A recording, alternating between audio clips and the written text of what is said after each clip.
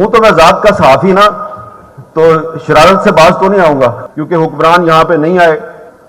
شاید انور مقصود صاحب کے خوف سے نہیں آئے، تو میں نے انور مقصود صاحب کا ذکر کیا، مولا جٹ کا ذکر تو نہیں کیا۔ کچھ بہتری کے آثار ہیں یا نہیں؟ ایک پولیس والا مجھے باہر ہو کے کہتا ہے، اور سر جی ساڈا کی بننا ہے، بھائی جان بس کرو، بہت ہو گئی، کچھ صرف اپنا نہ سوچو، ملک و قوم کا بھی سوچو، ورنہ انور مقصود صاحب تو بیٹھے ہیں نا یہاں۔ موت سے چند دن پہلے اللہ تعالیٰ کے گھر میں بیٹھ کر ان سب لوگوں کو معاف کیا جنہوں نے ان کے ساتھ بدسلوکی کی تھی، اور ان کے لیے خیر کی دعا کی۔ تو کیونکہ یہاں نوجوان بڑی تعداد میں موجود ہیں، تو امجد اسلام امجد صاحب کے حوالے سے اگر کوئی چیز آپ ان سے سیکھنا چاہتے ہیں تو وہ یہی ہے کہ زندگی میں معاف کرنا سیکھیں، لیکن اگر کسی نے آپ کی ذات کو نقصان پہنچایا تو اس کو معاف کر دیں، لیکن اگر کوئی آپ کی دھرتی کو، آپ کے ملک کو نقصان پہنچاتا ہے، اس کو نہیں معاف کرنا،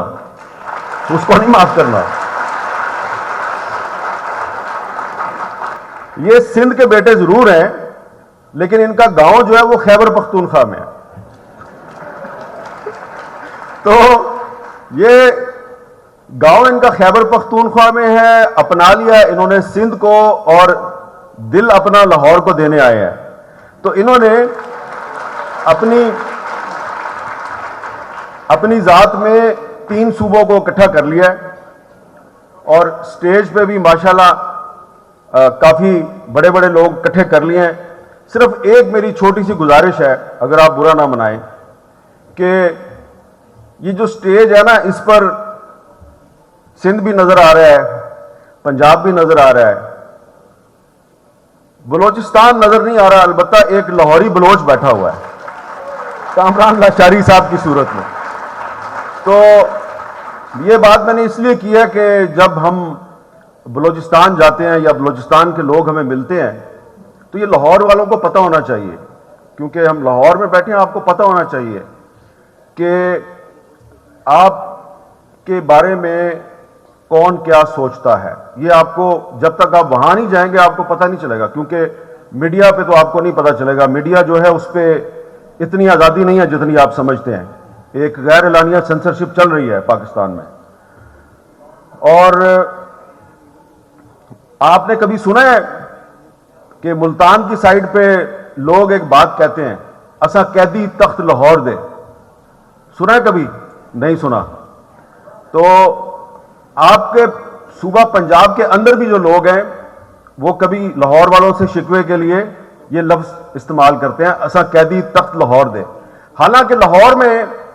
زیادہ تر جو لوگ ہیں وہ اسی قسم کے مسائل کا شکار ہیں جس طرح کے مسائل پشاور میں ہیں، کراچی میں ہیں، ملتان میں ہیں، کوئٹہ میں ہیں،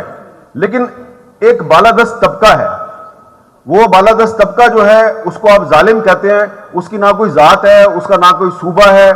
وہ صرف ایک طبقہ ہے۔ تو یہ جو احمد شاہ صاحب آپ کو کہہ رہے تھے نا کہ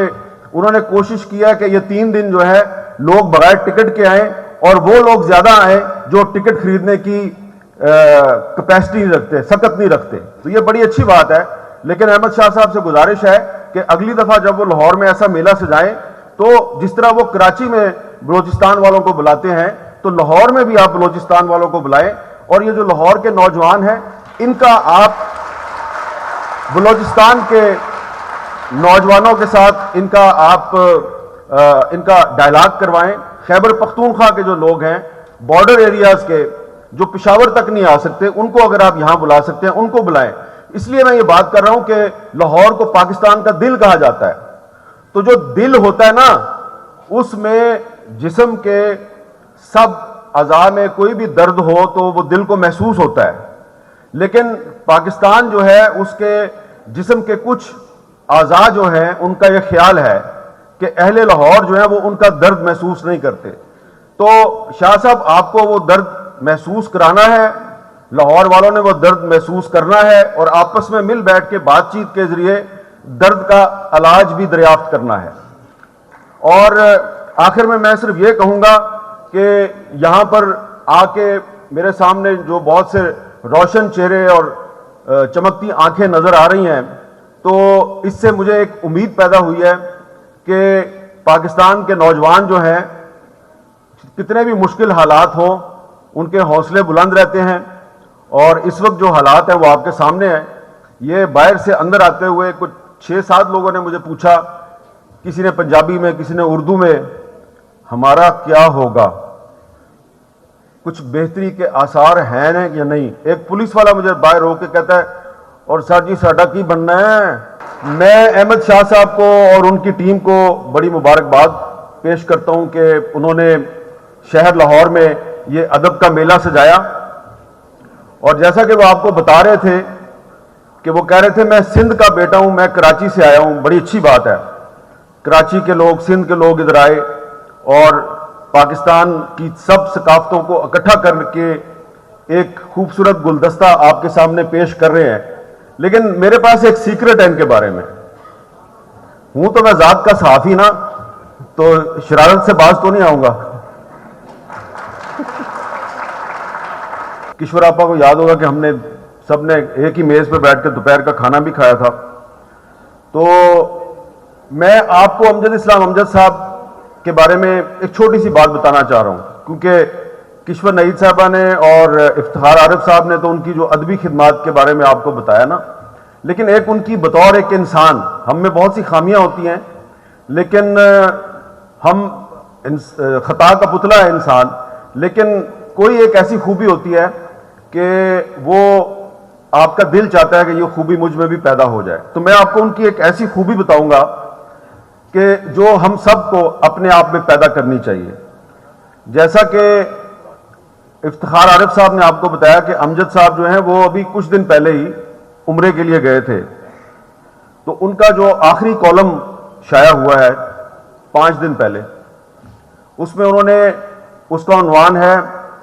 مکہ اور مدینہ کا سفر۔ تو اس میں انہوں نے یہ لکھا ہے کہ جب وہ خانہ کعبہ کے سامنے بیٹھے ہوئے تھے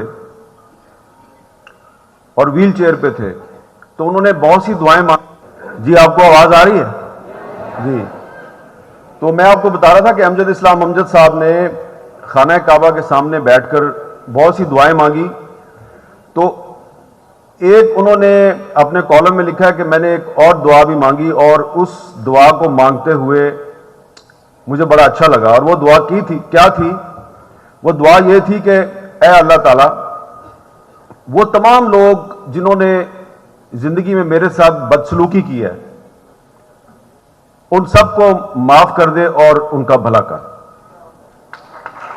تو یہ جو ہے نا بات، یہ میں آپ کو ان کی بتانا چاہتا ہوں کہ انہوں نے اپنی، تو بڑے حالات شاہ صاحب خراب ہیں، تو ان حالات میں آپ نے یہ ایک میلہ سجایا ہے، تو یہ میلہ جو ہے اس میں جو گفتگو ہوگی وہ بہت کھل کے گفتگو ہونی چاہیے۔ اپنے دل کی ہر بات آپ یہاں پہ کر دیں اچھی نیت کے ساتھ، اور نیتوں کا پھل اللہ تعالیٰ دیتا ہے۔ اور آخر میں میری یہ دعا ہے کہ اس ثقافتی میلے کے اچھے نتائج نکلیں، اور یہاں پہ جو حکمرانوں کے بارے میں جو بھی باتیں ہوگی وہ حکمرانوں تک ضرور پہنچنی چاہیے، کیونکہ حکمران یہاں پہ نہیں آئے، شاید انور مقصود صاحب کے خوف سے نہیں آئے۔ تو